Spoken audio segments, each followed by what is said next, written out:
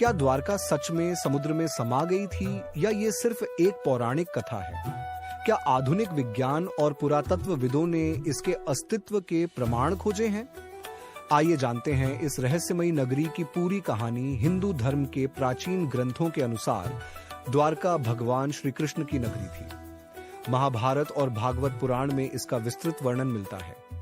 कहा जाता है कि श्री कृष्ण ने मथुरा छोड़कर समुद्र के किनारे एक भव्य नगर बसाया था, जिसे विश्वकर्मा ने स्वर्ग की तरह डिजाइन किया था। यह नगर सोने, चांदी और अनमोल रत्नों से सजा हुआ था और इसे स्वर्ण नगरी भी कहा जाता था। लेकिन महाभारत के युद्ध के बाद जब यादवों के बीच आपसी कलह बढ़ी, तो श्री कृष्ण ने पृथ्वी से विदा लेने का निर्णय लिया। जैसे ही श्री कृष्ण ने अपना देह त्यागा, वैसे ही एक भयानक जल प्रलय आया और उनकी प्रिय नगरी द्वारका समुद्र में समा गई। लंबे समय तक द्वारका को सिर्फ एक धार्मिक और पौराणिक कहानी माना जाता था, लेकिन 20वीं सदी में हुए वैज्ञानिक शोधों और समुद्री पुरातत्व खोजों ने इस रहस्य से पर्दा उठाना शुरू किया।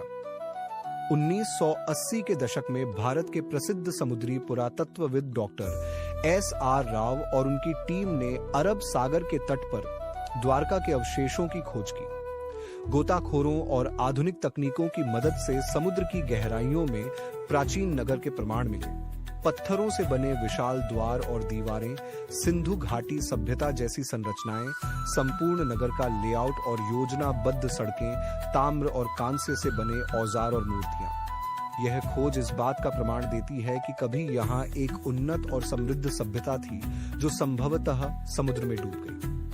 समुद्र विज्ञानियों और भूवैज्ञानिकों के अनुसार द्वारका के डूबने का कारण भूगर्भीय हलचल और समुद्री जलस्तर में वृद्धि हो सकता है।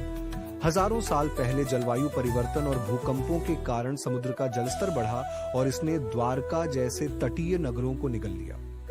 कुछ वैज्ञानिकों का मानना है कि यही जल प्रलय रामायण में वर्णित प्रलय से भी जुड़ा हो सकता है। क्या द्वारका दोबारा खोजी जा सकती है?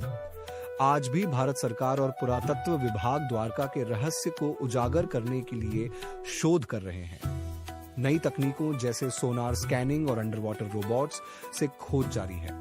यदि द्वारका के और प्रमाण मिलते हैं, तो यह दुनिया की सबसे पुरानी डूबी हुई नगरी साबित हो सकती है। क्या द्वारका सच में डूबी थी?